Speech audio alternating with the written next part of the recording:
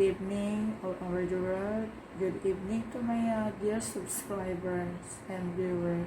So for tonight, I have to react for the history of Japan. We call it the land of the rising sun. So let's take a look about the history of Japan. Let's start. Japan is an island by the sea filled with volcanoes, and it's beautiful. In the year -1 billion, Japan might not have been here. In the year -40,000, it was here, and you could walk to it, and some people walked to it. Then it got warmer, some icebergs melted, it became an island, and now there's lots of trees, because it's warmer. So now there's people on the island. They're basically sort of hanging out in between the mountains, eating nuts off trees, and using the latest technology, like stones and bowls. Ding dong, it's the outside world, and they have technology from the future, like really good metal and crazy rice farms. Now you can make a lot of rice really, really quickly. That means if you own the farm, you own a lot of food, which is something everybody needs to survive. So that makes you king. Rice farming and rice kingdoms spread across the land, all the way to here.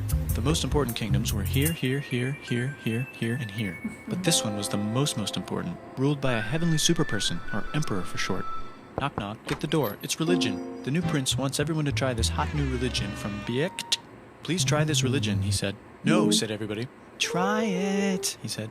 No, said everybody again, quieter this time. And so the religion was put into place, and all the rules that came with it.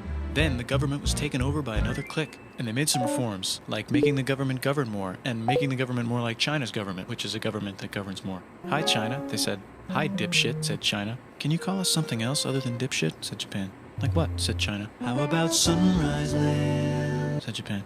And they stole China's alphabet and wrote a book about themselves. And then they made lots of poetry and art and another book about themselves. Then they stopped moving the capital every time the emperor died and kept it in one place for a while, right here. And they conquered the north finally, get that squared away. A rich hipster named Kukai is bored with modern Buddhism, visits China, and learns a better version, which is more spiritual. Comes back, reinvents the alphabet, and causes art and literature to be great for a long time.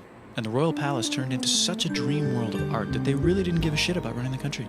So if you live outside the palace, how are you supposed to protect your shit from criminals? Hire a samurai. Everyone started hiring samurai. Rich, important people hired samurai. Poor people who could not afford to hire samurai did not hire samurai.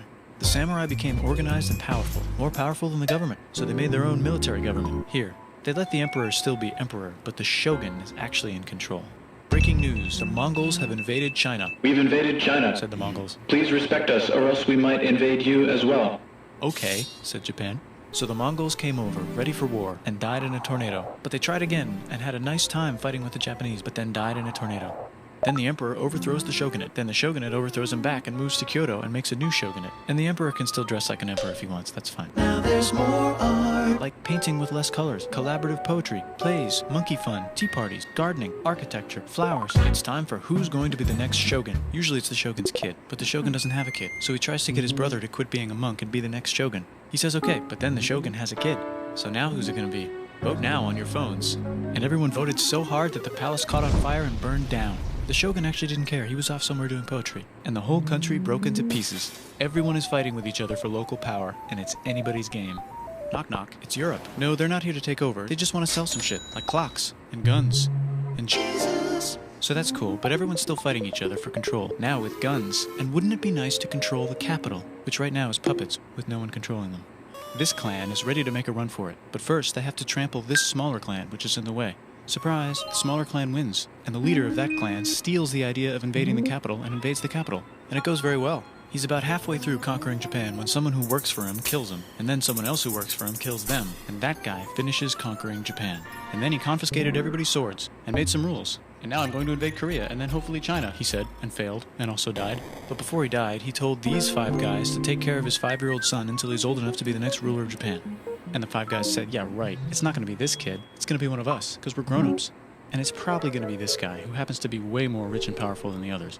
A lot of people support him, but a lot of people support not supporting him. They have a fight, and he wins, and starts a new government, right here. And he still lets the emperor dress like an emperor, and have very nice things. But don't get confused, this is the new government, and they are very strict. So strict they closed the country.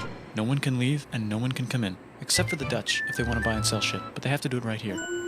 Now that the entire country was not at war with itself, the population increased a lot.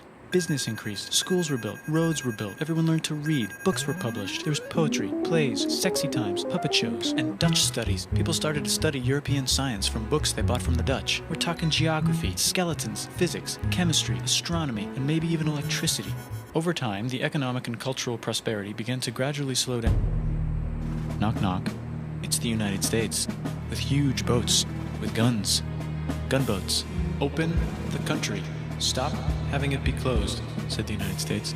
There was really nothing they could do, so they signed a contract that lets the United States, Britain, and Russia visit Japan anytime they want. Choshu and Satsuma hated this. That sucks, they said. This sucks. And with almost very little outside help, they overthrew the shogunate and somehow made the emperor again and moved him to Edo, which they renamed Eastern Capital. They made a new government, which was a lot more Western. They made a new constitution that was pretty Western, and a military that was pretty Western. And do you know what else is Western? That's right, it's conquering stuff. So what can we conquer? Korea. They conquer Korea, taking it from its previous owner, China, and then go a little bit further. And Russia rushes in out of nowhere and says, "Stop, no, you can't take that. We were going to build a railroad through here to try to get some warm water." And Russia builds their railroad, supervised by a shit ton of soldiers. And then when the railroad was done, they downgrade it to a fuck ton. Did I say downgrade? I meant upgrade. And Japan says, "Can you maybe chill?" And Russia says, "How about maybe you chill?" Japan is kind of scared of Russia. You'll never guess who's also kind of scared of Russia. Great Britain. So Japan and Great Britain make an alliance together so they can be a little less scared of Russia. Feeling confident, Japan goes to war against Russia, just for a moment, and then they both get tired and stop. It's time for World War I.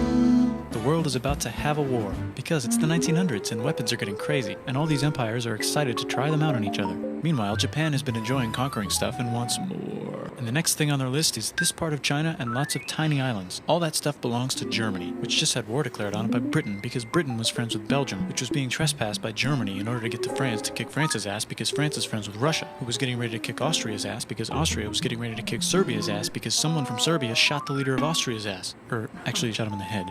And Britain is currently friends with Japan, so you know what that means. Duh, Japan should take the islands. Which they wanted to do anyway, so they called Britain on the telly to sort of let them know. And then they did it. And they also helped Britain a little here and there with some errands and stuff. Now the war is over, and congratulations, Japan, you technically fought in the war, which means you get to sit at the negotiating table with the big dudes, where they decided who owns what. And yes, Japan gets to keep all that shit they stole from Germany. You also get to join the post-war mega alliance, the League of Nations, whose mission statement is to try not to take over the world. The Great Depression is bad, and Japan's economy is now crappy, but the military is doing just fine, and it invades Manchuria. And the League of Nations is like, "No, don't do that. If you're in the League of Nations, you're not supposed to take over the world." And Japan said, "How about I do anyway?" And Japan invaded more and more and more and more of China, and was planning to invade the entire East. You've got mail. It's from Germany, the new leader of Germany. He has a cool mustache, and he's trying to take over the world and needs friends. This also got forwarded to Italy. They all decided to be friends because they had so much in common. It's time for World War II. Germany is invading the neighbors. Then they invade the neighbors' neighbors. Then the neighbors' neighbors' neighbors, who happened to be Britain, said, "Holy shit." And the United States started helping Britain because they are good friends, and started not helping Japan because they're friends and our friends are not friends. Plus they're planning on invading the entire ocean. The United States is also working on a large, very huge bomb, bigger than any other bomb, ever, just in case. But they still haven't joined the war. War looks bad on TV, and the United States is really starting to care about their image. But then Japan spits on them in Hawaii and challenges them to war. And they say yes. And then Germany, as a symbol of friendship, declares war on the United States also.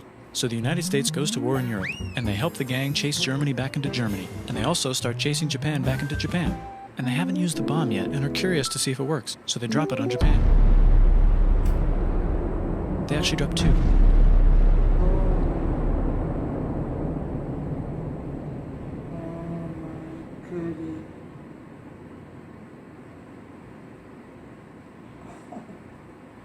It's over. The United States installed a new government, inspired by the United States government, with just the right ingredients for a post-war economic miracle. And Japan starts making TVs, VCRs, automobiles, and camcorders as fast as they can, and also better than everybody else. They get rich, and the economy goes wild, and then the miracle wears off. But everything's still pretty cool, I guess. Bye!